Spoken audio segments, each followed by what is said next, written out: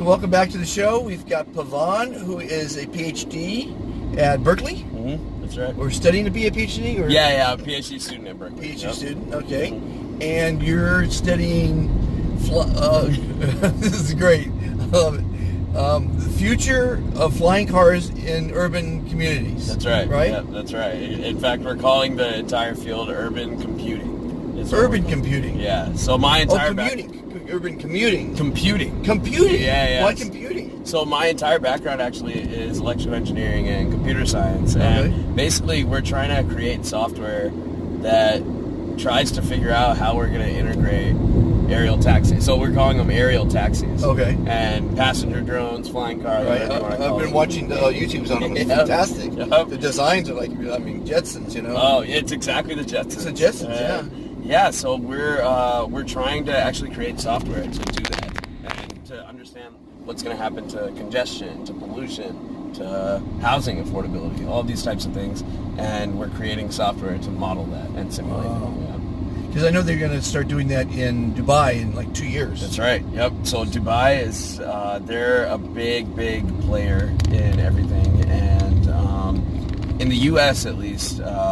Dallas and LA are going to be the two pilot cities. So the funny part about flying in the air, in my estimation, is there's still going to be traffic jams because you just can't crisscross. You have to have lanes, like in airplanes. I'm a pilot, so you have to have 500-foot differentiations for east, west, or north, south, so you don't crash into each other. But you're still going to have to go in the lanes. Yeah. So you're still going to get congestion up there. So that's exactly it, actually. So that's what we're trying to figure out is how to create the policy and the network management to actually make air traffic not congested and like as seamless as possible. Well, I can tell you how that's going to happen. Yeah. You just figure it out. I love solving problems. Yeah. For sure. Just like the automated cars. This car, if it's automated, knows where that car is and where all the other cars are, so the traffic won't be so bad. It's communing with all the cars and knows where the traffic is. It's going to get you there safe because it doesn't get drunk and confused and distracted and all that stuff, right? Yep. So it's same as with the drones. They're going to know where all the drones are, so they probably will be able to crisscross because they're going to know where they are as they're crisscrossing, and it'll probably look like a spider web up there.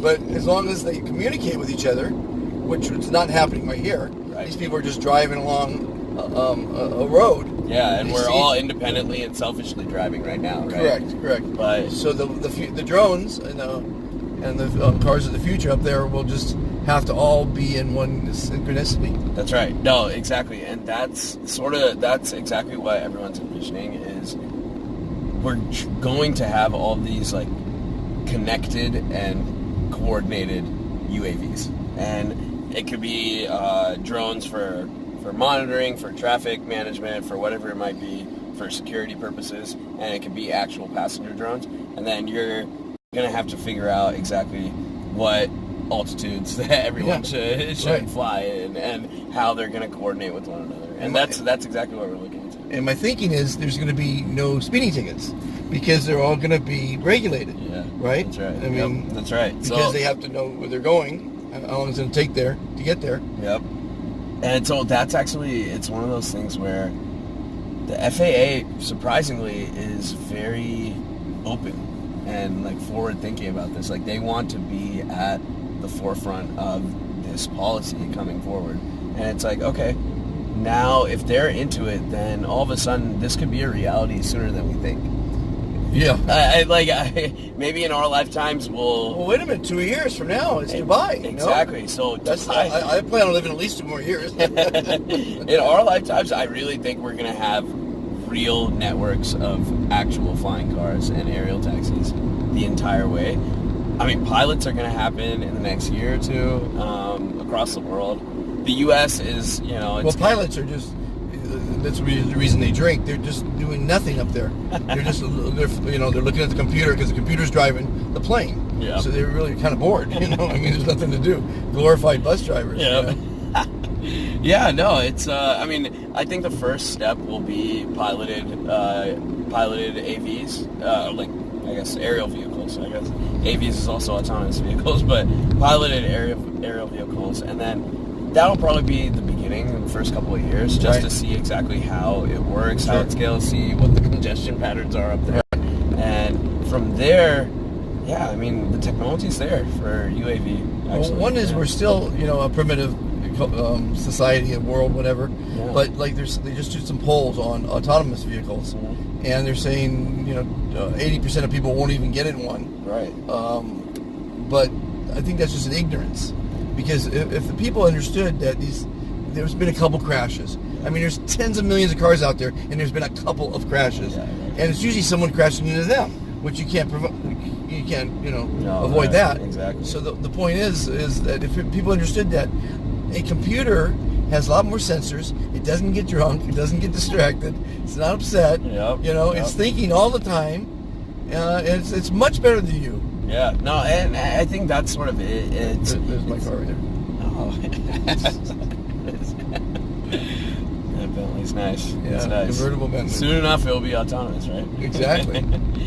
I mean, I think that's sort of the issue here is it's not just now we're trying to do like responsible computing to some extent, and it's starting to come about. Well, what about the laws Musk and other people are trying to put in for AI? Yeah. So no, and like it's kind of funny because like Elon Musk and Mark Zuckerberg, they have almost like differing views about the prospect of AI. I think Zuckerberg is actually starting to realize just how dangerous technology can be, and as engineers and as like computer scientists and these types of things, like we are pretty blind to that. Generally speaking, we just want to create cool technology, but to some extent now there's a new constraint of, hey, how can we deploy this responsibly? How can we deploy this with the utmost benefit and least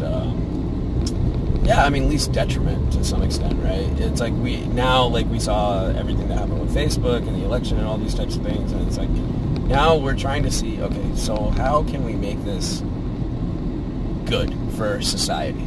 And that's kind of like the angle that we're going from in this like interdisciplinary research and urban computing. It's like ultimately we're still like a society with people, right. But it's like there are going to be jobs lost, there are going to be all these types of things that are going to change because of technology. So when they came out with the plow, oh my God, everyone's going to be put out of work. I mean, every new technology is we're going with the robotics, of course. Yeah. Of course, people could lose their job, but there's always going to be jobs for people. Yeah. No, definitely, and I think that's kind of the biggest thing now. It's like I think we're moving into an age of, I guess, what I'm calling responsible computing, and so there are going to be a lot of different aspects to that. The way I see it is, if our artificial intelligence starts thinking on its own and it sees that it's in danger by the stupidity of mankind, they're going to shut down some systems. Yeah. And all they have to do is shut down a grid in city here or city there.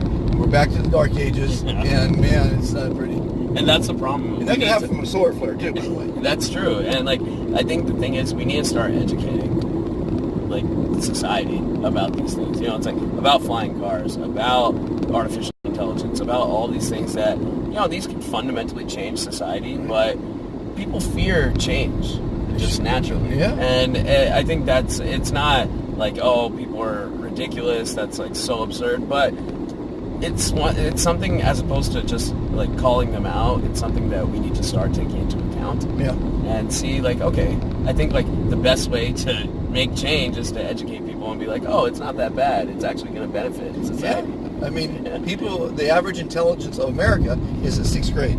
So, I mean, how can you even make any sense? So you don't even want to talk to the average person. Right. Yeah, so I mean, it's there are a lot of aspects to it, and we're actually, right now, I'm working like on a project about public perception of these aerial taxis.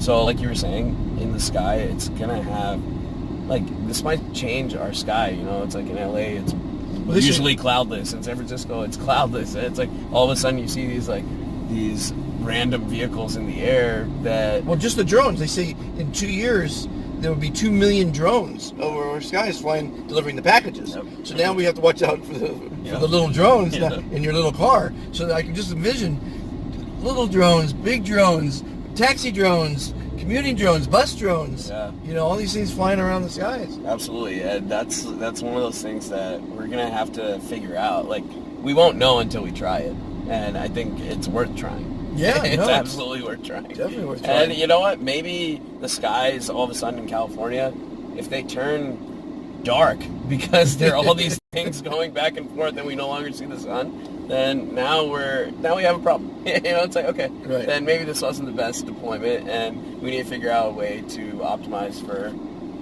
aesthetics, for happiness. So in our it's wonderful to interview these great, intelligent minds, and you are one of them. Let me ask you a quick question. Yeah. We have a few more minutes here. Yeah. Aliens, unidentified flying objects, extraterrestrial beings. Yeah. What's your study on that so far? So I mean, I think it's kind of funny. I think all people in academia really believe that there are other beings out there. I mean, like, it just seems insane to think that we're the only ones out there. I mean, honestly, there could be an Earth galaxies away. Well, they say there's 100 million planets that can sustain life. Yeah, exactly. And 100 million. And the thing is, we also just think we have a paradigm of life of being carbon-based and requiring water. That's how we live. Right. There could be beings out there who require nitrogen, who require... And there are. Underneath the ocean, there's people, there's the organisms that are bizarre, that don't know what we have. Yeah, that's right. So it's... I mean, there's no doubt in my mind that there are other beings out there. Do you watch Ancient Aliens or any other shows like that? I don't. But I do watch a lot of Planet Earth. Planet Earth? Okay. Yeah. And it makes you realize that how incredible our own planet is and how small we are in the entire universe, right? And so that just makes you believe that there's got to be there's got to be something similar. Well, so far in my series here, I've interviewed 2 airline pilots, and one saw a craft just shoot across the horizon in seconds, which is not possible in our technology. Right. And the one this morning I interviewed a French pilot, and he saw at about 65,000 feet a floating object that was like translucent, and they flew underneath it because they're flying at 35. And he can't explain that, and there was nothing on the radar. Interesting. So look at that blue one. That's the A380. Yeah, that's the A380. So look how it's massive. I've actually taken the A380 to Dubai. Oh, did you? And to Frankfurt before. Oh. It's an awesome. Were you on the thing. top floor or the bottom floor? I was on the bottom floor, unfortunately. Yeah, I couldn't get the top shelf over there. But look at it's See, now it's majestic. To me, the 747 looks larger because it's longer and it's got the big front. Right. And it's a beautiful plane, by the way. But that's this big stubby, monster. And the other thing's going to be in this. Flying in the sky. I mean, honestly, so my background's actually in wireless communication, and there are 2 things in my mind, and I like to know that I understand them. Like, planes and wireless communication are still the most incredible things. Like, they're just testaments to science. Yeah. And it's just incredible. Like, we fly in a pipe. Can I turn this camera around while it's filming? Let me do it quick. She is, ladies and gentlemen, the largest plane in the world. The A380. What does it say? So. I think it's Korean. Korean Air. Yeah, it's full of Koreans. Wow, that is something else. And business people. And this is Monday, Memorial Day weekend. The crowdest I've seen it in a long, long time. And we're still continuing our conversation. So let's get back to it. And is it? It's basically I started to show off to prove a concept for a. Here, let me in. Yeah, I'm Southwest actually. Yeah, no. To prove concept for a show for veterans. We're going to give them a free phone, free half-hour time slot, and there's free software. So, and then I was having so much fun proving concept that I started my own show called Uplifting Interviews with Total Strangers for my own self. That's cool. That's cool. And it's going great. I love it. I'm having so much fun because I give a lot of advice to people, and I get advice from them. So I've been in many different careers, like 79 is the count now. And so I've got a lot of experience, and I like to give people experience about raising children, jobs, relationships. Yeah, no, it's like, I think just learning about the world, learning about people, it's inspirational, it's educational. That's great. That's awesome. So we're experiencing gridlock right now at the airport, which it's going to be probably, you're getting out of the southwest? Yeah. It's going to be probably 45 minutes before I get out of the airport. Maybe I should. LA is crazy. It's crazy. This is amazing. This is nuts. But it gives us more time to talk about the future. Yeah. And I mean, I've watched a lot of things about aliens, and Christopher Columbus on his voyage to America saw him and his one night, middle of the night, on top of the deck, saw a glowing light come out, like an orb, of the ocean and shoot to the heavens. Okay. Him, his crew, they wrote it in the log. We didn't have flying orbs back then, I don't think. So there's just so many things. But what's strange is I can't quite grasp it yet. Of all the thousands of credible people that have seen things, the astronauts on the moon, seeing things on the moon, the politicians, everybody, right? Tens of thousands of people, hundreds of thousands or millions of sightings. Mm-hmm. And they still have SETI, the search for extraterrestrial intelligence, and spending tens of millions of dollars seeing if there's life out there. Why don't those people talk to the people that saw the life? I don't get it. I don't understand that. It doesn't make any sense to me. No, that's totally true. It's like, don't you guys know, SETI, don't you guys know that there's scientists you could talk to that were, and then the people that are abducted, there's thousands of them. Oh my goodness. That's totally true. Have you seen The Martian, the movie? Yeah. With Matt Damon. Yeah.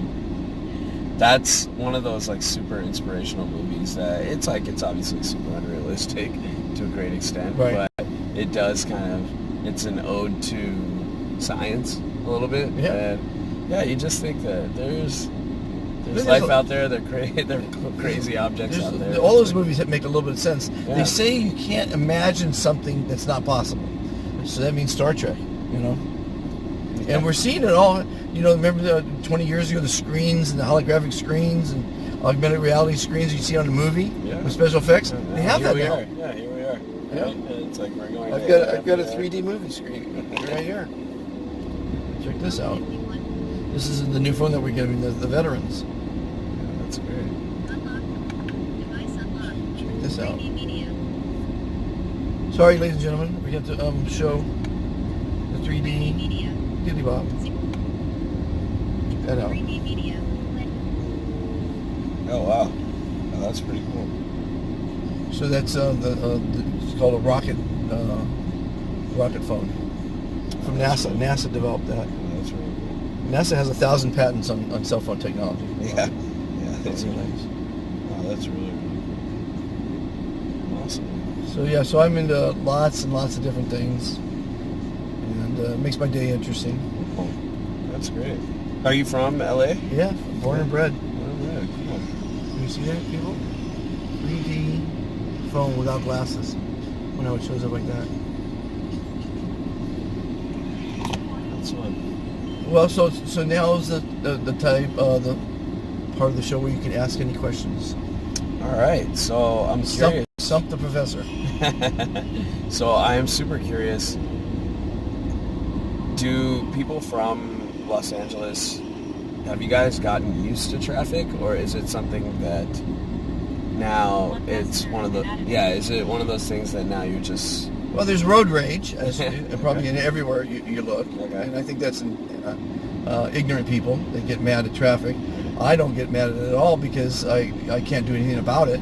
So when you don't have any control over something, it's a little silly to be mad at it, And I always give myself plenty enough time when I travel to get there without stressing, because it's much better to get there an hour early and relax and have a cocktail, than get all stressed and I'm late, which a lot of people right now are stressing right now. This is a heavy airport right now. Yeah. This is ridiculously crowded. We're at 0.2 of a mile. You'd get there by walking right now. You'd be there 10 minutes before I get there. Yeah, I'm Like thinking. what? I'm actually Are you thinking late? that. At some point, I may have to. See, there, those people are walking. A lot of people walking in. But well, we're pretty darn close, but still. Yeah. You can make a decision by the time we get to that post. Yeah. Okay. Perfect. That sounds good. And so, you just can't let traffic get the better of you, Right. And it's only going to get... What they said was that Uber and Lyft was going to alleviate traffic. The problem is people are coming into town to make a living driving. Yep. So more cars are coming into town. Yeah, so they're actually... So it goes back to your theory about planning for the future. That's right. You really have to plan this out.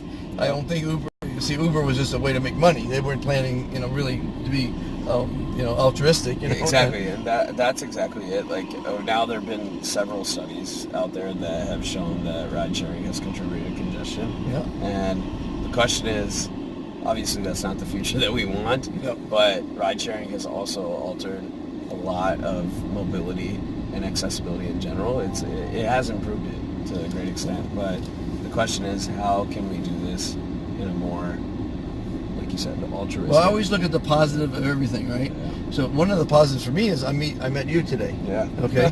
I'm meeting I bet since I started driving, I think 600 or 700 people, right? New people. Yeah. And with the technology, with the phones, nobody talks to anybody. They're on the phone and they're at the table, a couple, and they're not even talking. They're on their phones, texting, everybody else. Right. Ridiculous. Yeah, and so I think we're starting to see a little bit more of how technology is affecting society, as opposed to just, in our minds, it's usually benefiting society, but now we're seeing a lot of externalities, like negative externalities about what the consequences of technology have become. And now we're looking at, like, people have gotten more obese, people have gotten, it's like there are a lot of different things. People are addicted to their phones now, and it's like, now we need to start thinking a little bit more about what the consequences of technology are. And I mean, I think from a technical perspective, it's tough to really try to consider those when you're really just trying to push science and you're trying to push, like, efficiency to some extent. But now it's becoming a constraint, and constraint, that sounds negative, but like a mathematical constraint. It's like, now we need to start considering this. So Yeah. No. it's well, hope you solve the problems. yeah, I appreciate it. Thanks for being on the show. Of course, thank you. Very good.